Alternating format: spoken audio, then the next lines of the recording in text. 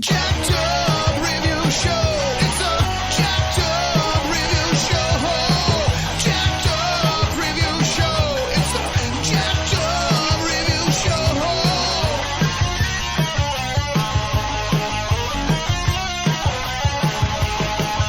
Join us as we cover many an insane movie and numerous cult TV phenomenons. Are you ready to get jacked up? Are you with us? Then listen on. Listener discretion is advised. It's a Jacked Up Review Show. It's a Jacked Up Review Show. Jacked Up Review Show.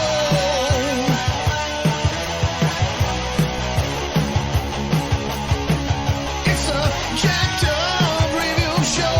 It's a Jacked Up Review Show. Jacked Up Review Show.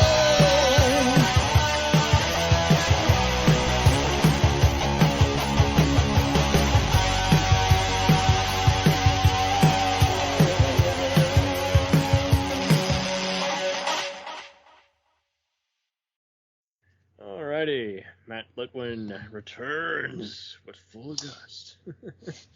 Hello, people. How are you? Oh, I'm just doing my full radio voice. I'm Peter Graves. So what are we talking about today? We are talking about the best and the worst. And maybe perhaps even the so bad it's good, if there's such a thing, for Mexican food that we have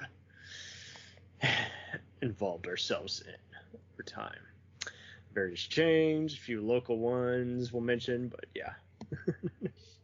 Well, you say so bad it's good. It sounds like you're a person. Oh, that's how I describe blue cheese. Is like it's not a good food, and yet it's kind of entertaining to eat. I don't know why. Entertaining to eat.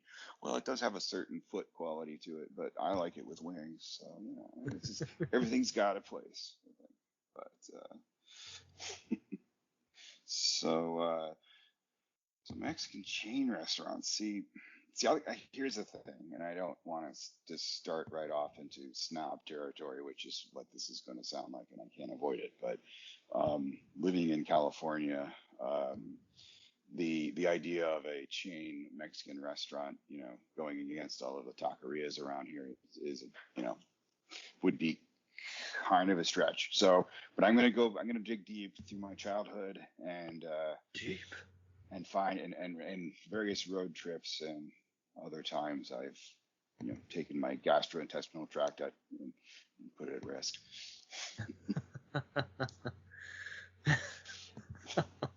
There's no getting past that one. Jesus. No. Yeah. We got a few listed here.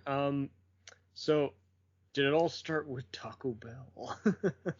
I don't know, but it might end at Taco Bell. It might end at Taco Bell. Okay, perfect. Yeah, I avoided it for the longest time, and every time I basically have eaten there, it has just fucked with me, and I heeded the warnings early on. I did not stress my stomach out to that one. I value my gut way too much, so.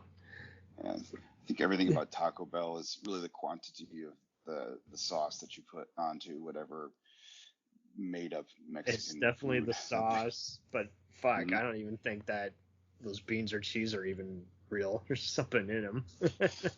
Yeah, well, I mean, I think I mentioned when we were discussing our other foodstuffs that Taco Bell is, it's the beef is sort of beef flavored soy protein. So I don't know if that's bad or good. But oh, it's bad if it's soy. But oh, I mean, I remember growing up and everybody having their own sort of like there was even lore that surrounded it. Like there's the guy who brings in that nasty bucket with a mop in it. That's where they get this food, and I mean, this is the sort of thing that you when you're 16 it or definitely does not give you a good feeling about just walking in there and seeing the mop. Well, there's also the other aspect, and this is kind of just a personal rule. It's like you generally don't want your food made by a 16-year-old. I mean, this is just sort of you make your own choices, but It's a reasonable nitpick. But Taco Bell likes to everyone's hire got to young, find out how to cook somewhere. But it does make you wonder. It's like, who is hired because they can do the work versus they're actually really good at cooking. Well, I would say probably the further, not the latter. But Taco Bell, I think maybe like if you list it under a statistical analysis of random polls, that it might be most people's first job. Oh yeah, and I take it you go to Chipotle a lot. I have never been, but Chipotle. Well, there is. My brother's been numerous times. I'm like, you better be careful. You're gonna fuck with your stomach.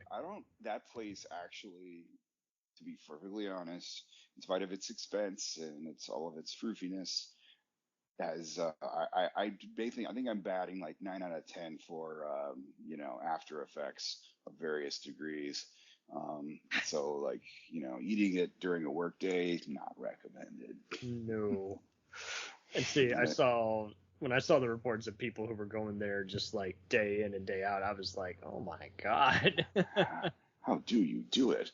I mean, first of all, those things, like, they've got to be like 2,200 calories just in one of those burrito heads. Yeah, it's all 3 meals of the day. So if you're going there every day, you will definitely have something. I mean, even the Whopper, I think, has to bow down to one of those things they call burritos, which they put freaking everything in. A lot of sour cream. I think it's the sour cream, honestly. I mean, they put so much sour cream in those things. Have you seen? I mean, that's Yeah, I mean, and I always avoid that shit, but I see so many people like, oh, that's not a taco if I don't have it on it with my steak and all that. I'm like, oh my god. And if you don't watch them making it, then you're taking big risks, because you gotta watch them like eagles, because they'll they will throw that down and throw it down. I was doing some research went to Wikipedia's fast food Mexican restaurants category, and I was like, I have never heard of 2 pesos, Taco Time, Rusty Taco, or even Puppin' Taco. It's like, I definitely don't get those in my area. Del Taco, vaguely heard of, but not I get here. Del Taco is. I always thought Del Taco was the sort of upscale Taco Bell. I thought they were the same company, but maybe that's just. Yeah, I honestly, I'd have to. I'm sitting here googling it now, trying to sound smart, but I generally do not know. But yeah, I recall that because I know a lot of Taco Bells out here. I've definitely seen a Tito's, but it's always out, just like a Tito's taco. It's just always out in the middle of nowhere. Like, yeah, I don't know if Tito's, but there's another thing too, and I don't know, like, there's the whole like, okay, here you have Tex-Mex, you got actually like legit, quasi-legit Mexican, you have fast food Mexican, and then you also have this thing, and I don't know if you've experienced this. Okay, so down in SoCal, they have burritos, and for some reason they put French fries in them, and I don't know if you've had them those before, but I have not seen those, but I'm tempted. I mean, it's I'm still out on that, because frankly, it just feels like filler, especially when you're eating a burrito. And also, they use crinkle cut fries specifically, which is, it's like kind of strange. But yeah, and another thing, how there's this sort of local pride, kind of not quite as stalwart as barbecue, but like Tex-Mex. People who love Tex-Mex, they love their Tex-Mex, and that's like legit when it's Tex-Mex. When done well, yeah. And you have, but it seems like, for me, I don't know you, like I steer pretty clear of the 17 tacos for $1 type of places, but there are there's a whole range of I guess you'd say, TGI Fridays versions, but Mexican, you know what I'm saying? Like the Chili's experience. The Chili's is definitely the one that has bastardized it for us all. Oh, yes. You can definitely get plenty of stuff at TGI Fridays, and and then of course, I mean, I don't know if for some reason they've gone away, but there's Chevy's, which I thought was superior to Chili's, but because their guac was strangely good and probably not for good reasons, but It's not really guacamole. but that's a whole thing, like, because you're like, first of all, I don't know, this is not to do too much, not to digress too far, but those places. Well, first, a little history. Okay, did you know that Happy Birthday was heavily licensed for royalties? So that Yes. restaurants that sang that, so People you can't. were removing it from YouTube. It was fucking absurd. Yeah, well, the funniest part of that whole thing, which is legit, I think that's now finally reached its end, so you don't have to pay royalties. The for the same copyright Happy Birthday finally to- ran out. I mean, yeah, I mean, For 10 years, it terrorized video uploaders. what is so funny about it is that not the fact that it's true so much as how heavily it was enforced. Yeah. And people were paying. It's like, look at it. It's the Happy Birthday song. And it's grim. It's a bad.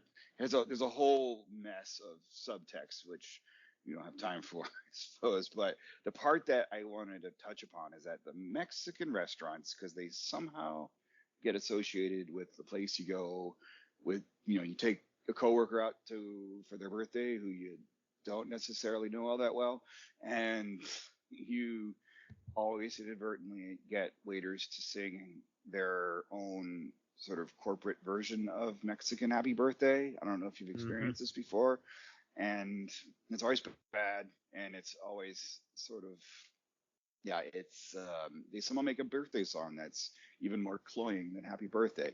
And if there's one thing I remember about those restaurants, it is that.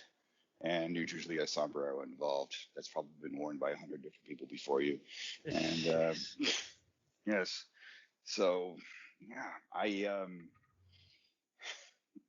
but I mean, Chili's is, as it is, as you said, it is kind of the corporate amalgam of all sort of sit down Mexican food. But yeah, it's just Chevy's isn't so bad. I will defend it slightly mainly because their chips are I'll so take good. it. It wouldn't make my top 10, but I mean, give that to me over any Okay. other variety restaurant, like say, what's it called? Olive Garden. Yeah. Olive Garden.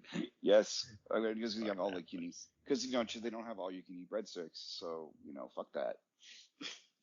Their salads are pretty bland, and when you can't get a salad right, then what's the point? I was just thinking of the whole thing of okay, so I was just gonna make that segue to Mexican food that isn't Mexican food that everybody insists is Mexican food, like the chimichanga. I mean, debatable stuff. well, I mean, it's it's kind of the embodiment of not to get preachy, but there is certainly a tradition of American food sort of bastardizing foods from other countries, like Chinese food specifically being the earliest and most famous. But the chimichanga, I think, it's got to be one of the early entries of Americanizing Mexican food. And what's more American than taking a burrito and deep frying it? I mean, and I have to admit they are kind of delicious. But man, but Taco Bell took that to a whole new level with the sort of, we have a taco. First we took a taco, and then we filled it with a gordita, and then we took it with pico de gallo, and then covered it in melted Mexican cheese, and then I don't know. And if you can't get enough of that, then you haven't tested it all. I mean, it really is kind of like an SNL skit. I mean, what they're doing there, and the made up Target lady handing this all out to you. mm-hmm. and the sort of the quasi Spanish sounding words for things that God, it's I mean, it's a marketing department. It's what happens when you have food that's designed by people who write copy. Oh boy. Yeah, and it seems like, I don't know, if they're not doing all these variety dishes or doing the whole, we swear it's as Texan as Tex-Mex can get, or it's as it's more Mexican than your Mexican restaurant, and they'll just sneak in some other stuff to where it's just like, yeah, no, this is just Golden Corral with a few tacos and, serve your own burritos, it's like, it's still got the same shit that all these other, buffet places have with, cheese bread and, cupcakes. I suppose that is the distinguishing mark between like those different of those types of Mexican restaurants. They're also will just do just derivative names. This is like that anyone could use. Like I see Amigos is a restaurant chain. I guarantee you, I've seen different ones with different logos and signs. Mm-hmm. Yeah, it's like, yeah, anything that's very Three Amigo related. Yes, that is kind of. And it's really. It just feels half the time like they're just getting all the same ingredients from the same distributors. Like Taco Delight is pretty good, but it's really not all that big a chain. It's spelled with like a DELITE, and it's like I guarantee you, it's like it's the same material you're gonna get whether it's at a low rent knockoff of Denny's or a Fuzzy's Tacos. But Fuzzy's, I don't know. They just have a bigger menu, and better prices, so I go there a lot. But I used to, at least. So. I mean, the taco that still sort of defies all logic is the Jack in the Box taco with the triangle of. I'm so American glad you brought cheese that up. I don't know how they do what they do. Brahms has some pretty good breakfast tacos, but I mean, Jack in the Box has pretty much been trying to rival. I mean. Again, Burger King and Wendy's were kind of just, again, in this feud with McDonald's. But yeah, Jack in the Box has kind of figured out just the casual yet very kick-ass, burrito in the morning and even just, the midnight servings. There's always one open past 4 in the morning. So like Carl's, they seem to know how to target exactly what you want at 2 in the morning, 3 in the morning after you've drank a lot. I think that's part of their shtick. I think it's just really more like alcohol absorption quantity. But yeah, because let's face it. I mean, comfort. I don't. Regardless of how it tastes, you're looking at a taco with a triangle of American cheese sticking out of it, and right then and there, you're like, something is not right. But, right. But it's it's not bad. Take your poison. Have you ever been to Moe's Southwest Grill? I don't know these places. I've never been here, but apparently it used to have the fast casual Mexican restaurant of the year in 2016, kicking Chipotle's ass. So that's wild. I've heard of one, Pollo. I've heard in Pollo de Loco, the crazy chicken, which is a newer one I've seen open up. Sombrero in rare occasions, but I guess I'll go with a better known one. So how about Taco Bueno and Taco Cabana? Taco Guano? Well, I hope that doesn't exist. Taco Cabana. Taco Cabana. Okay. No. Okay, and Taco Bell. Bueno. Taco Bueno and Taco Cabana. So Bueno, I haven't really been at all that much, but it was kind of a lighter. I felt Taco Bell, but I guess the best part about it is it didn't make me feel constipated.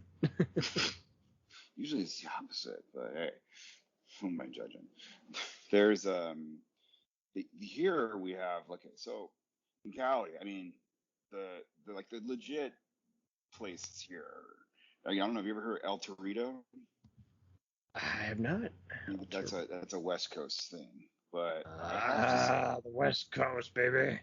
I know we're here, we got this sort of, this continental divide going on. But El Torito is actually pretty legit, as far as, what a burrito kind of, I guess ought to be. But pretty. I mean, they're good. They're. I mean, as far as a chain goes, I mean, enough that I didn't know there was a chain until much later. But. But the key being is that for one thing, you go in and the menu is in Spanish, which is it's a good start, But they have the proper varieties, like, you have like chili verde, you have, pollo asada, carne asada, like actually traditional Mexican food, as you say. Even, I think they even have lingua, which I don't recommend, but I don't like food that, tastes too back. But that lingua is tongue, by the way, if I didn't get the reference. But they have, it's pretty legit. Like, it's about as close as to like a taqueria you're gonna see, at least in that context. But the one I'm trying to remember the name of the chain down in the South that has the freaking French fries, because it was strange, because it also had this sort of has the decor of like a Wiener Schnitzels, or what are those places called? Or, you know what I'm talking about. God. You know what I mean? With the tables with the chairs attached to them and all that business, and that sort of brown and white. Yeah, it's kind of a thing. But first experienced that in Oceanside, California, and I'm like, what is this, and why does it exist? why are you doing this to me? But Cabana was pretty good at being casual and just allowing one to kind of just customize their tacos, although their staff was just so not very good at like organizing their computers and so forth.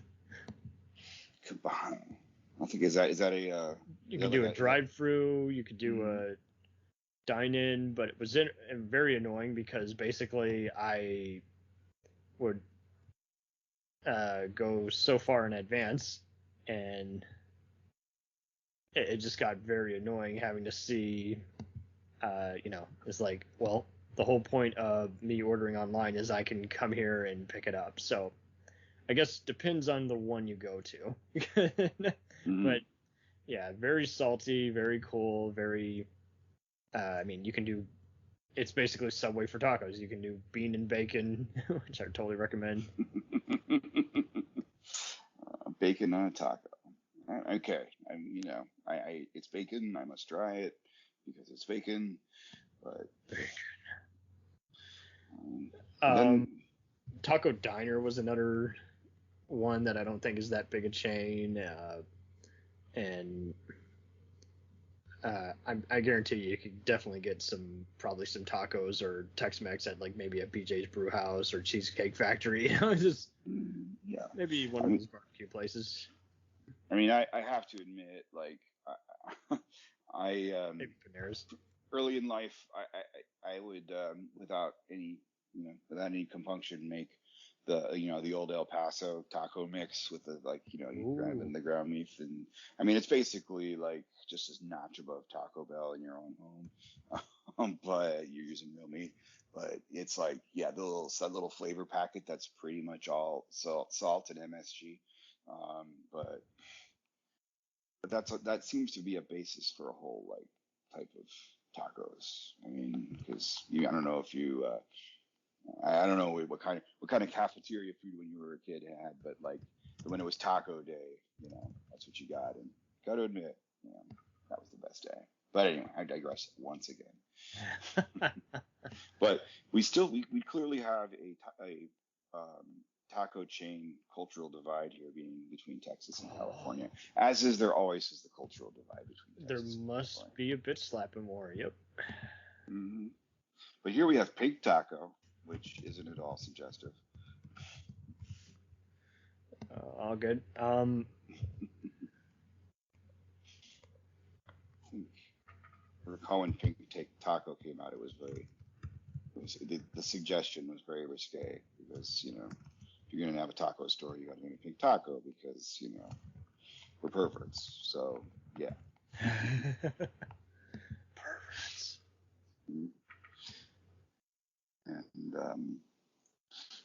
And of course there's East Coast tacos, like surf taco.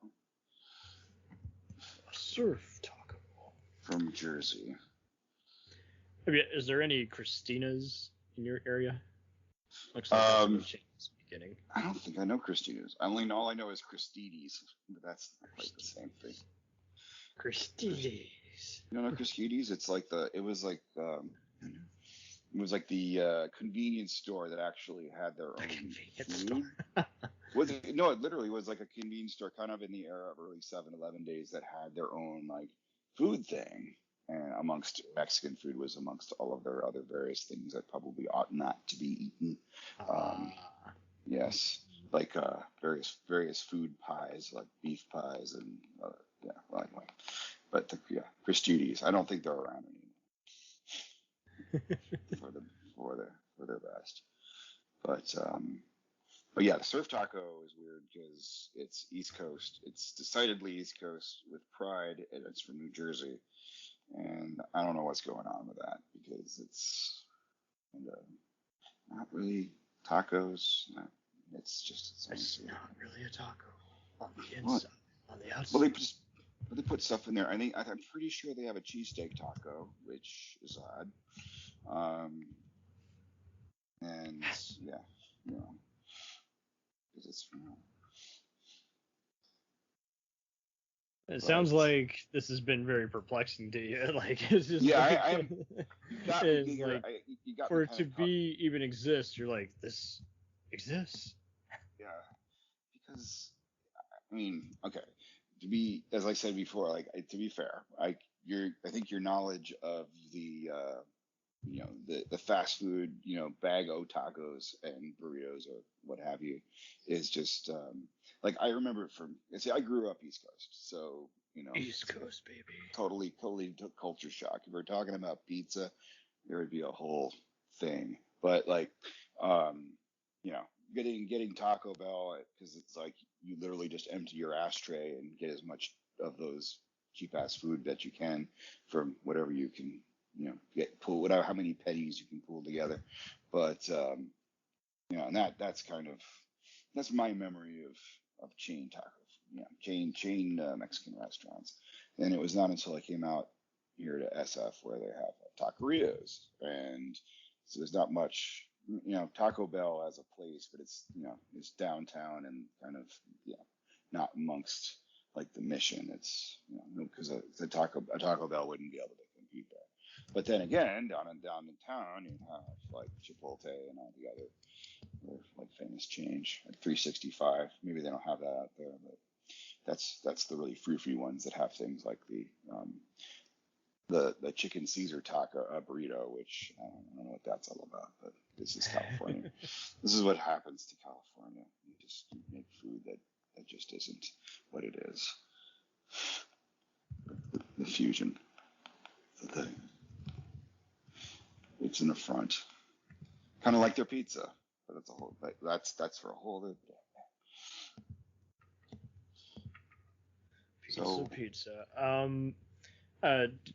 But you do a lot of Rose's Cafe by any chance? Roses, God, I'm useless right here. No, it's all good. So I think these are Roses, yeah. We have some cousins who basically, they order delivery from them, and pretty much just like Cabano, you can just do just the multiple packs if you just want to do that and feed a party. But they are pretty good about, again, just doing a mixture of the typical ingredients and really, I mean, their egg burritos in the morning are really delightful. And choosing your dish, how big you want it, as well as just if you dine inside there, you can keep going to the salad bar and ice cream vendor as long as you want to. So I think that's a cool, nice add-on. But I mean, they do have very delicious cakes, especially the red velvet ones, and it's both a party place and just a pretty diverse event place for those trying to feed a crowd. So yeah, I mean, if I was to be fair, I would probably just like jump right to the breakfast burrito, because that, I think, if you're gonna just make something that it is what it isn't, I think the breakfast burrito is probably the best offshoot of Mexican, not Mexican food, because you can kind of do anything with it, and you can do anything. Something you can eat it on the train, and that's a good thing. Mm-hmm. True that, man. True that. And that's also one of the things that you'll find, like the mass the big fast food companies try to do, and it never ends well. And actually, to tell you the truth, Taco Bell is probably best thing they do is breakfast burritos. I know that probably sounds blasphemous to somebody, but I do. I will eat the breakfast burritos without shame, because I think it might be the bacon, but Baconator. mhm. Are there any Marianos in your area? I know there was a husband and wife team that split up both the Dallas and Fort Worth ones. Yeah, and because like I said, there's just the most of the Tex-Mex stuff just hasn't made it over the Rocky Mountains. It is They do, yeah. Like what you get at, say, especially a breakfast place like Denny's or IHOP, is not going to be a Tex-Mex equivalent of a taco or a breakfast burrito. all right. I definitely. Oh, Torchy's tacos is another one I'm seeing take off. Kind of, they're pretty spicy and casual. Mm-hmm. But how about well, I'm just gonna go ahead and roast it. On the Border, I think it's probably still to this day just one of the most blandest taco places I have ever been, because there's just no thought put into any of the steak or salsa and chips. Well, it's kind of like it has that distinction of trying to be a sit down party, Mexican place. Yeah, that but I mean, also Abuelos that has likes it pretty figured out, and but they're definitely B squad, no question, and they kind of lean a little heavy on deep frying stuff. it's totally deep fried. I mean, you Don't go there if your cholesterol's already fucked up. yeah, no question. But it's just it's like I mentioned, the chimichanga seems to be like that's always the indulgence, but this place is just basically all chimichanga all the time, whatever they're making. Oh, chimichangas. But in their defense, like there's a few places that do this, and this is kind of one of my pet peeves, and like places like Chili's. Whole thing about nachos and the lie attendant there too.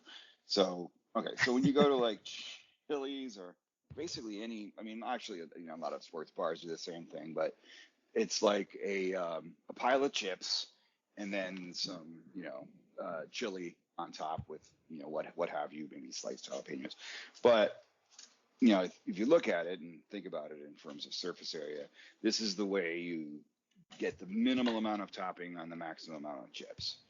And this to me, I think is a who are they fooling? I think when you one thing you can tell when you get to a restaurant and you actually ask for nachos and it's on a platter and they actually put it's actually laid out, you actually have your toppings or whatever they may be, that is proper, but that is rare and extremely rare. And as much as you can, we may roll on the Border, at least their nachos are proper, so they got that going for themselves. But like that's one of the things about Chili's that makes me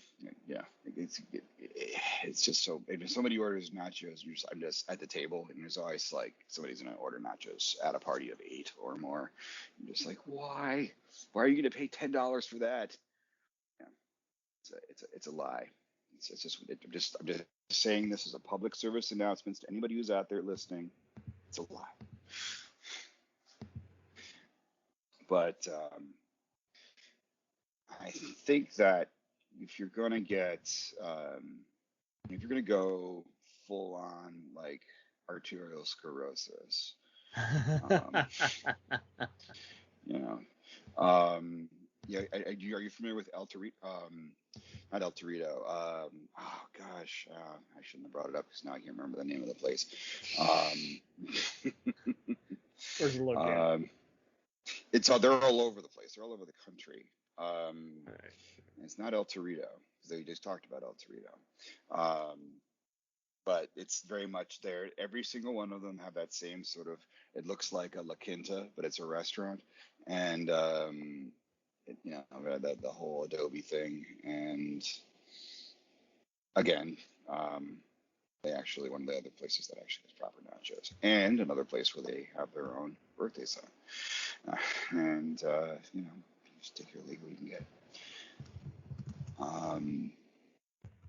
But let's see what else we got. We got you said you had Tito's. Remember Tito's? Yeah, I brought it up. I just saw that was listed there. If I've seen it, it was very, very much from afar. I did not go in. I'd like to. But... I had I made the first mistake by thinking it had something to do with the vodka, which it does not. I don't know. But they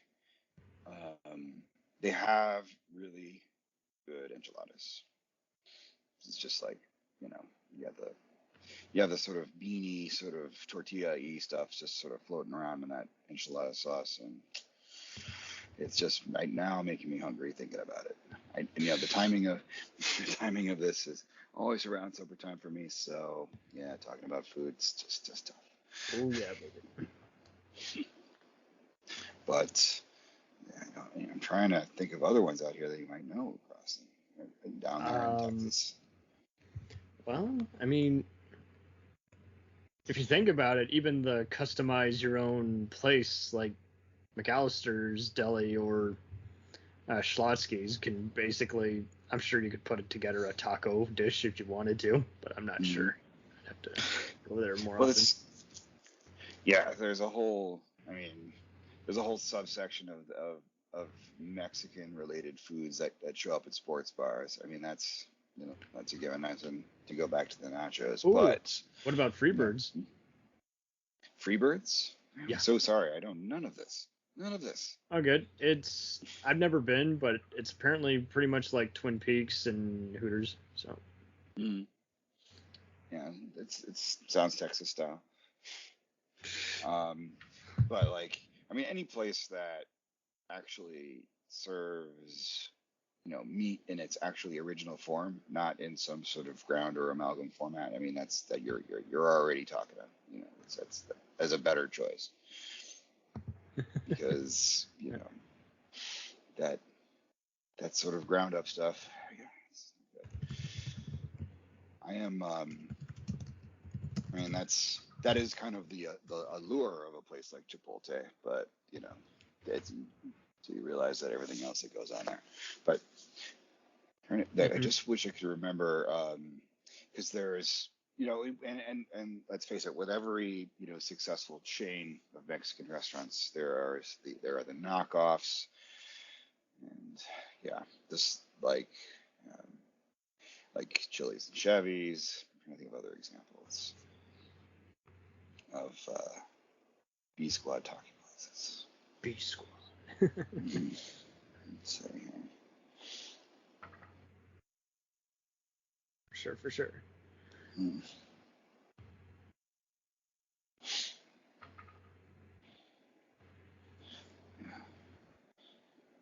But you have, I actually don't even know this. This is something I was curious about. Has chain taco restaurants become, and food trucks finally merged yet? I've always wondered that. They're pretty common. There definitely are still people who's like that is their bread and their butter. Is like do a giant ass, street taco.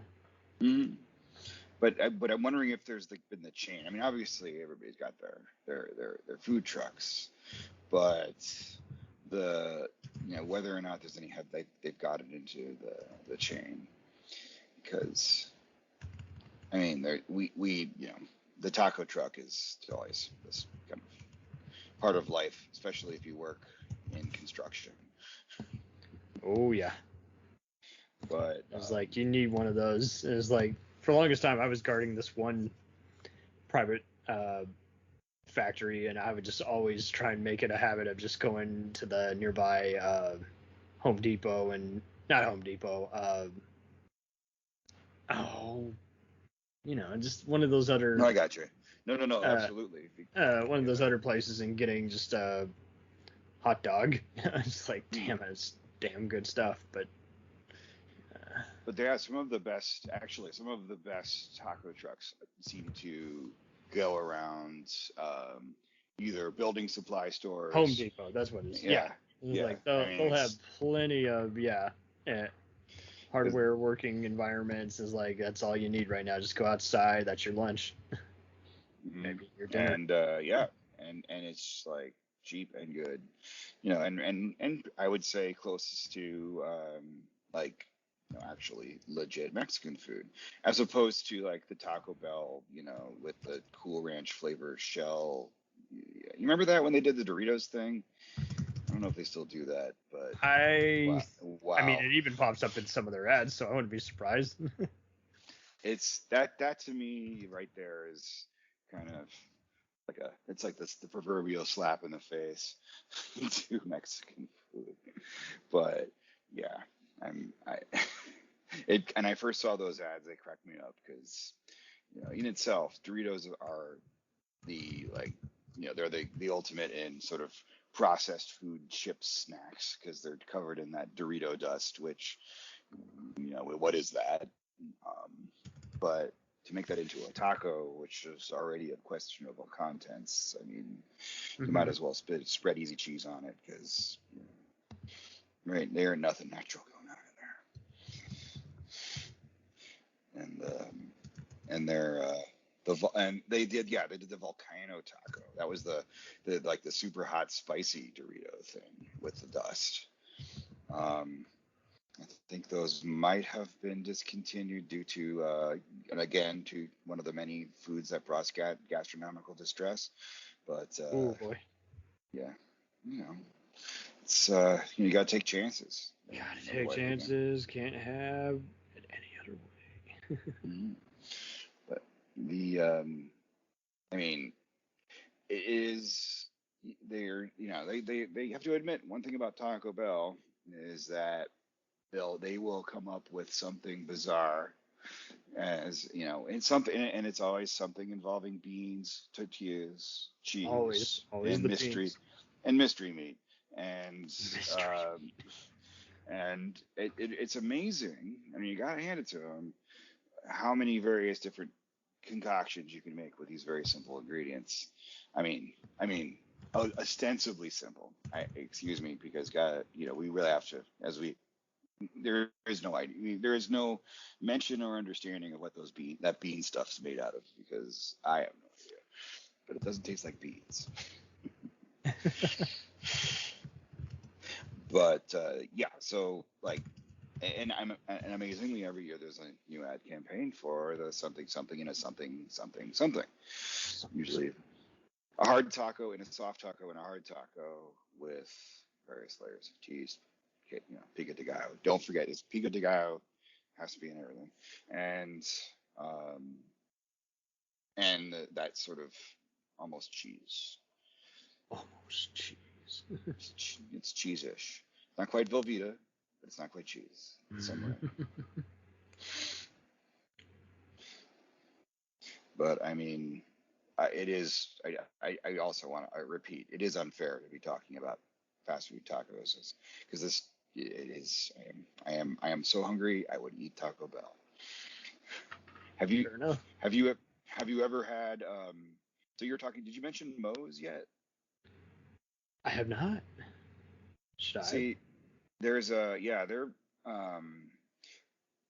like if you're gonna go like Southwest style. See, there's the okay, so there's Tex-Mex, and then there's like Mexican, and then there's like weird stuff with the French fries in it. But then there's like the Southwest type, and anything that's Southwest grill that usually involves kernels of corn, right? So, but they got it going on. I don't know if you can ever find one. It's actually pretty good for a chain restaurant. Because any dishes that really stand out? yeah, they have this. I mean, it's pretty standard. Like they'll go with their rendition of like like carnitas and adobo chicken, but I think it's really just about what they throw down on it, as Okay. like their vegetable choice, as well as their sauce, also excellent. And the fresh guac, which is so rare, where it isn't either like preserved or has that sort of brownish crust on it. But it's good. I remember that actually driving through the Southwest and stopping at that because it was like, where was it? Tuba City in, was it Tuba City? Gosh, it was in the reservation area of Arizona, which is a tough place to try to find food, I will tell you. But and it was just outside the border there, and there was outside, and there was Moe's, and I was like, I don't know, heard of Moe's before, but it was really good. Maybe I was just very hungry, but it was tasty because it's one of those few places you get fresh vegetable toppings.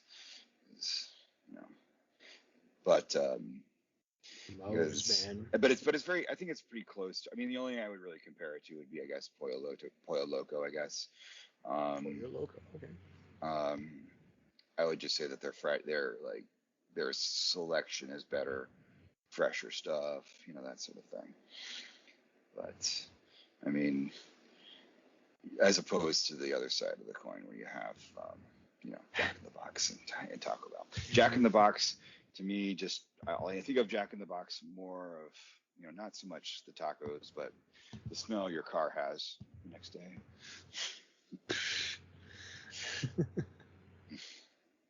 Did you know that? Oh my goodness! Did you know that Burger King has tacos? I did not. I'm not surprised, Yes. but no, It's true. And like Jane and the Bee, also the slice of cheese, the mysterious triangle.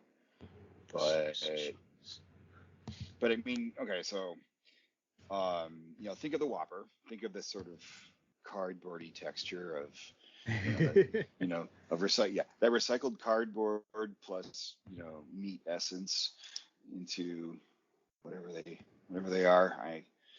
It's still a mystery, but they do that into the taco meat, and it's because so there was a Burger King near where I lived, and it was a place where I went when I was hoping nobody could see me, and they would try out, because Burger King was known for trying out all kinds of various. I guess after McDonald's did the McRib, they figured they're gonna try to like be edgy. Right. And, It's a egg in the morning. And they did this taco With some beans and it was in a taco. It was grim. It was very grim. And whenever you see a fast food restaurant like one of the big three, literally just Wendy's, Burger King, McDonald's, I guess what I would call that. It's always some sort of abomination. I don't know. You have to question. You got to question someone's judgment in there. But yeah, the taco was a brief. You are one with the taco. Dude.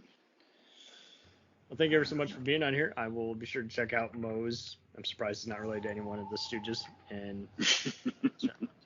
And where can we find you on the interwebs for anyone who wants to hear your ramblings? Do you tweet a lot?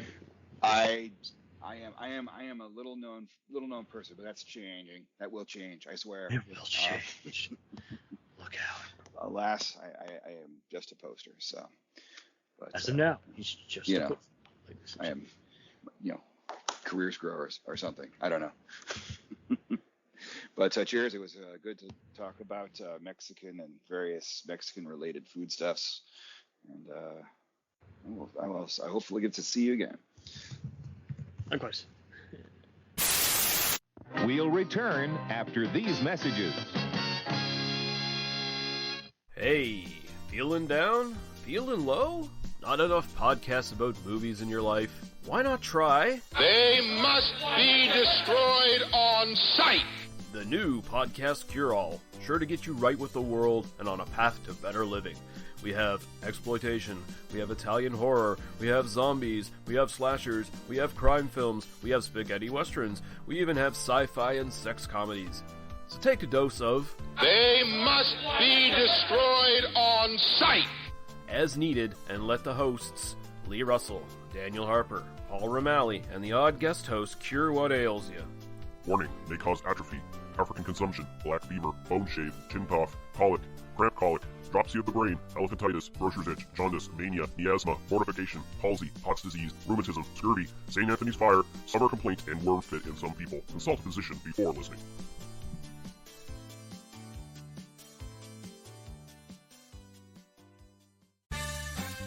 Did you ever see a film at such a young age it left you traumatized with cinematic wounds? Necrophilia. It's a dead issue, man. Don't push it. Cinema Psyops is a weekly podcast documenting an ongoing experiment on the mind of an unwilling test subject. No one should have to watch this movie. Oh, no one should have to watch this? No one should have to watch this movie. Surprisingly, it's not a topic that a lot of people really want to tackle. I'm shocked, prudes. I know, really. Right? It's the next sexual frontier that no one wants to explore. I am, in the most sincerest of senses, disappointed in you. It takes a powerful goddess like Connie, jam her arm down the monster's throat and kill it. Oh, I'm still tripping out over that. Even as a kid, I was like, I gotta find a girl like that. Every week, I get a new look of disappointment that I never thought I could get out of it. Unimaginable. At 12 years old, you should not be watching this movie. Obviously. At 13, you should not be. 14, you shouldn't be. I'm not entirely sure even 17-year-olds should be watching this. Just because you're offended by something doesn't mean that you have the right to demand that it doesn't exist. Watching this film again, I had all of this like little nerd glee with everything that kept little popping history all popping up absolutely. at you. So I totally loved this film. Hey, I know why you couldn't see that. It's because your brain's warped from watching this shit at 12 years old. Yeah, this is a rough movie. I told you ahead of time when we were getting ready to do it that it was How going to be did a you rough watch one. this shit at 12? Because physical wounds heal, cinematic ones don't. Listen to Cinema Psyops. Hey everybody, I'm Corey. And I'm Zach, and we're the hosts of Podcasting After Dark, a cast dedicated to late-night horror and sci-fi of the 80s and 90s, often found on HBO and Cinemax. You know, the movies your parents didn't want you watching as a kid. You can find us every other week on Apple Podcasts, Spotify, Podbean, and Stitcher. This is what you want. This is what you get. It's time, let's check our queue, baby. Pair it with a couple brews, baby. We love good movies. We love the bad ones too. So we watch them all and pass their lessons on to you. Oh yeah.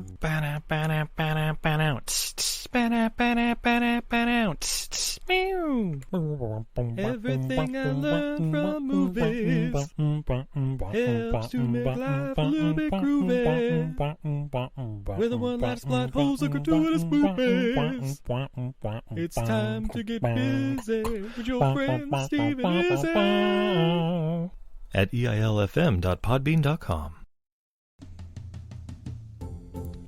Welcome to Who Was She podcast. I am your host, Tara Jabari. After a decade working in documentaries, marketing, and all things digital media, I found that podcasting is a strong medium to share stories. After years of producing for others, I decided to start my own biographical podcast. Who Was She will focus on the life of a woman throughout Baha'i history. The first season is about Lydia Zemenoff.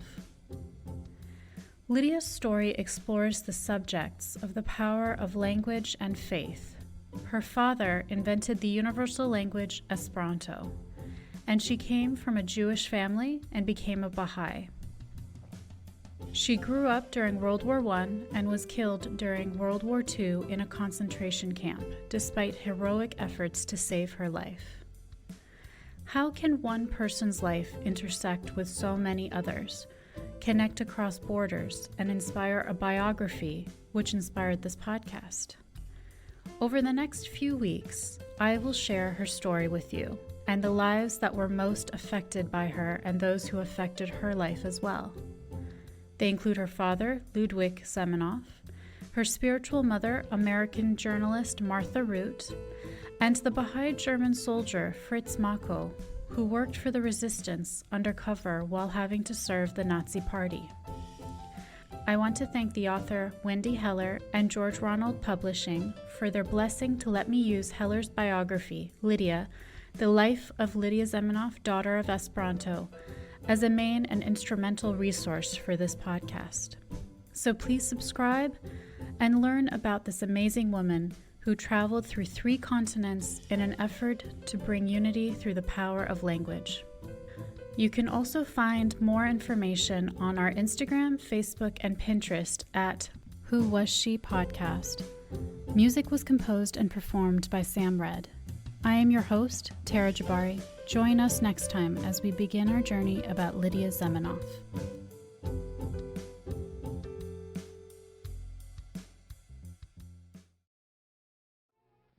Are you sick of the same old stale podcasts? Well, then join Vanessa and Darren as they dissect movies of all kinds. The 2 lifelong cinema lovers bring their favorites, curiosities, and first-time watches to the operating table and inject them with a healthy dose of snark. Then there's the waiting room, where they examine books and short stories. So just look for them on Apple Podcasts and where fine podcasts are available. They're part of the Legion Podcast Network. Follow them on Twitter at VDClinicPod. Join them on Facebook at facebook.com/groups/VDClinicPod.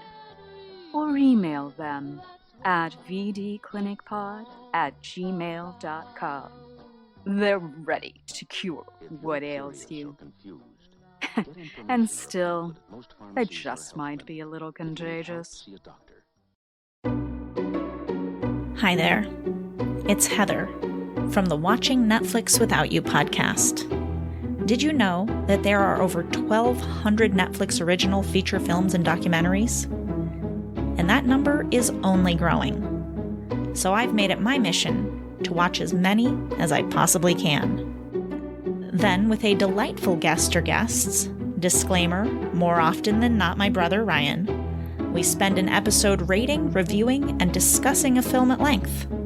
The first half of every episode is spoiler-free for those who haven't seen it yet, and in the second half, after a very clear spoiler warning, we dive into it. And that's really about it. You can listen to Watching Netflix Without You on Apple Podcasts, Google Podcasts, Spotify, and more. We now continue with our program.